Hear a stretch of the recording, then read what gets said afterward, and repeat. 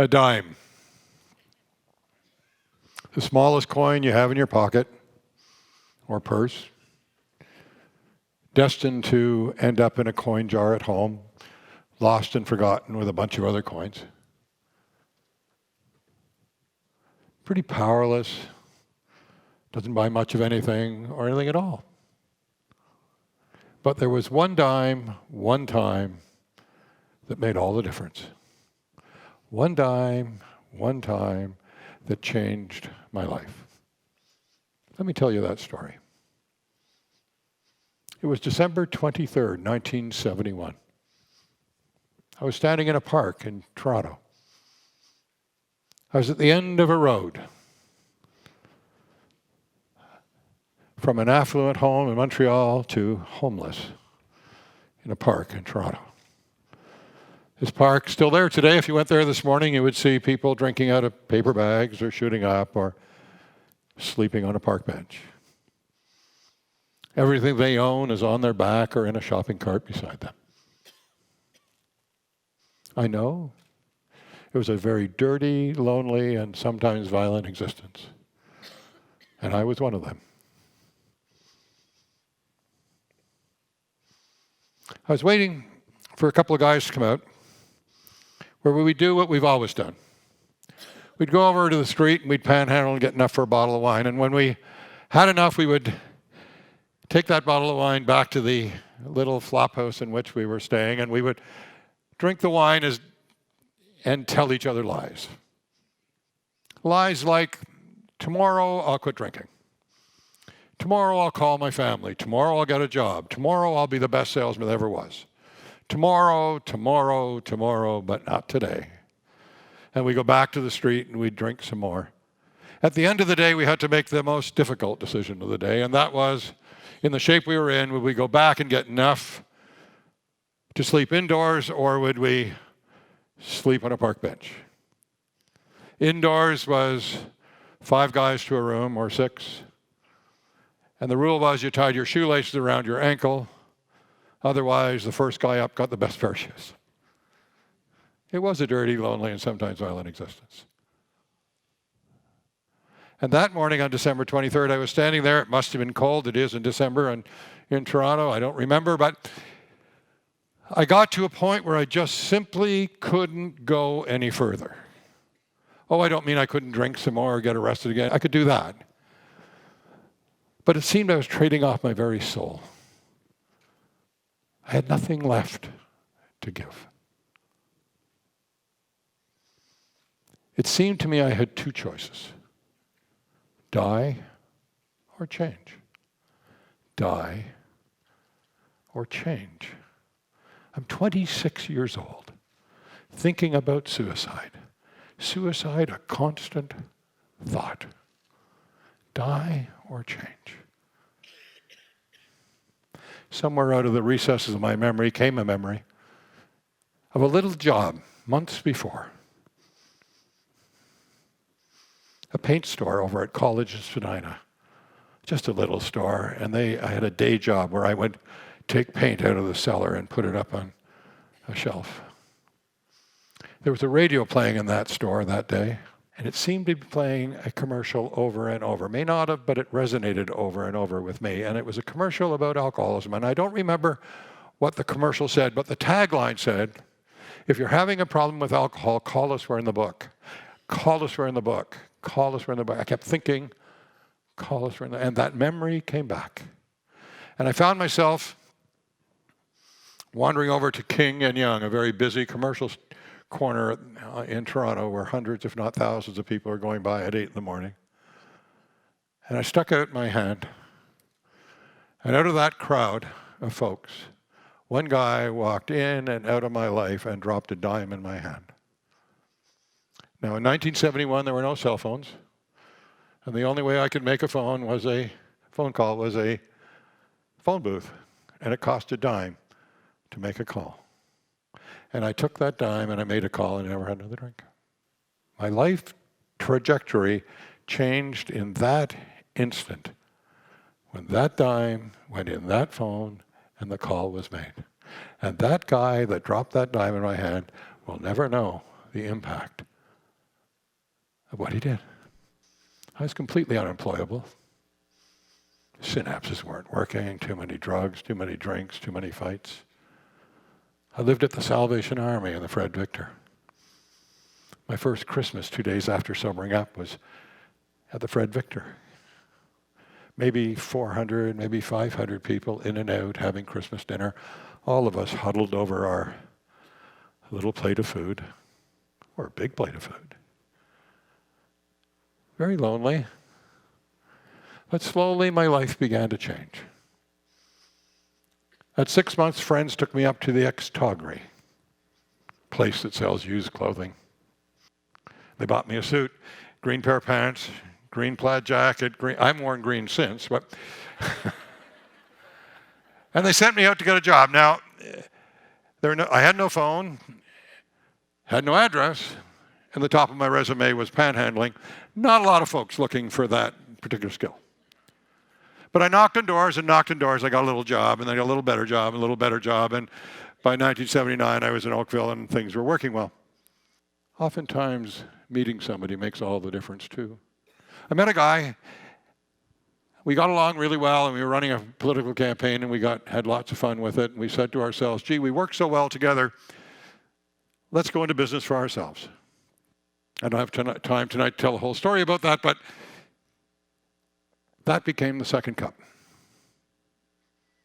Grew to some 400 stores across the country and now in 13 countries around the world.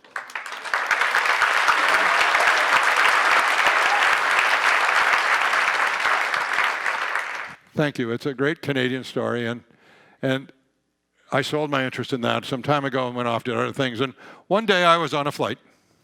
I was going down to Florida to meet some friends, and I started chatting with this guy sitting beside me.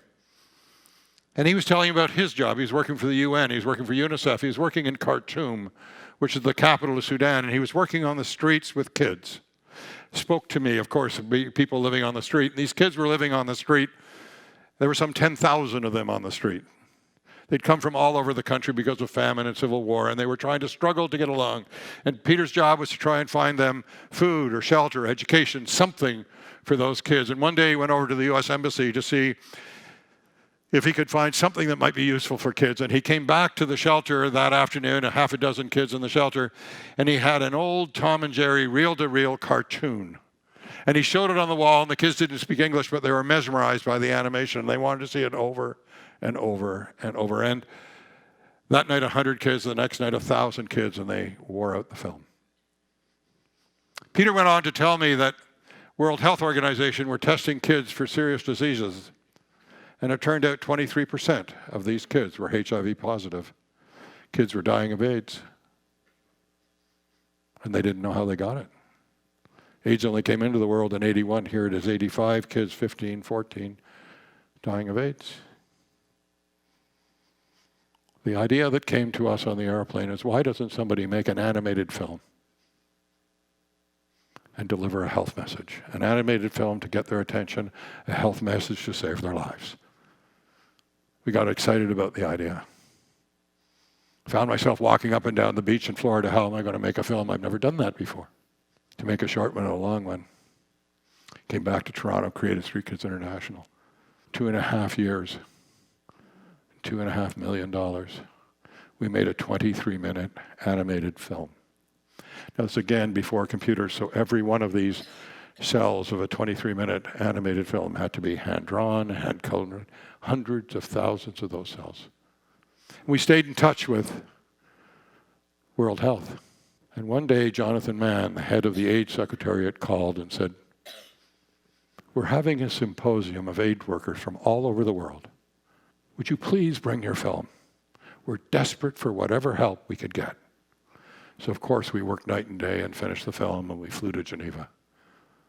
And we got there, and we decided we wouldn't talk about pedagogy or research. Of course, we'd done all that, but we didn't talk about that. We simply turned off the light, turned on the film.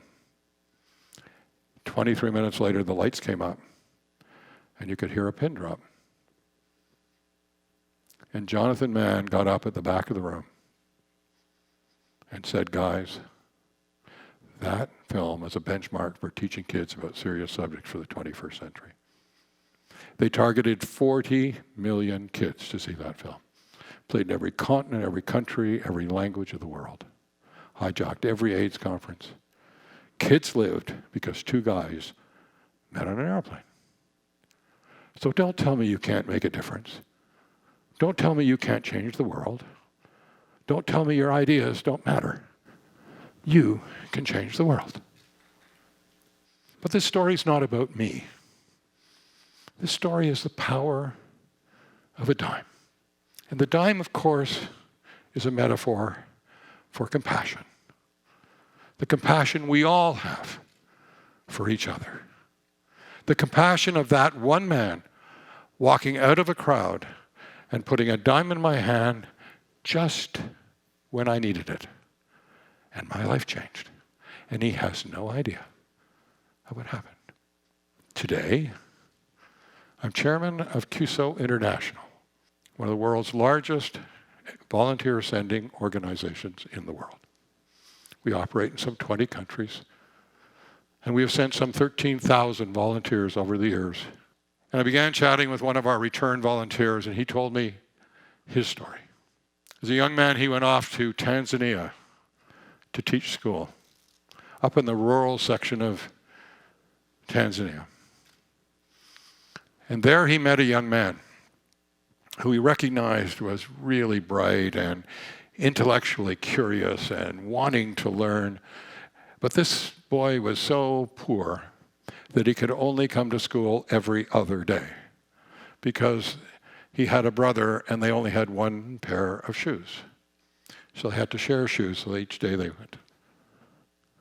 And this guy worked with this kid to get him accepted at a university in the US. And then he worked to get enough money to get the kid to school in the US. That boy went on to become a doctor.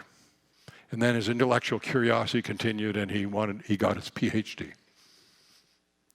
And his specialty was hypertension, blood pressure. And he remembered that there was a snake in Tanzania whose venom would kill you by reducing your blood pressure. And he took that information in his science labs and he created, with his chemistry, he created ACE inhibitors, which today are used by everybody trying to control their blood pressure all over the world. Tens of millions of people whose blood pressure is being controlled by this chemical that this boy invented. All because one man had enough compassion to reach out to that one boy and change his life. We all have that ability. We all have our compassion within each other for our human beings. So as we go out of here, over the next days and weeks, remember the dime. Remember the dime as a symbol of the compassion that we all have for one another. Remember that not all dimes and not all compassionate acts will change the world like that man did for me. Oftentimes people put money in my hand and I spent it. But this time it made all the difference. So as we go out from here, I want all of us to think of that dime from time to time during the next days and weeks and months ahead. And just maybe it's a warm handshake, maybe it's a hug, maybe it's a check, maybe it's reaching out to another. Because maybe, just maybe, that compassion, the confluence of your compassion and somebody's great need just at the right time come together and the world changes, as it did for me. And that, ladies and gentlemen, I think, and I suggest, is how we create a better society, better city, a better country, and better world. Thank you.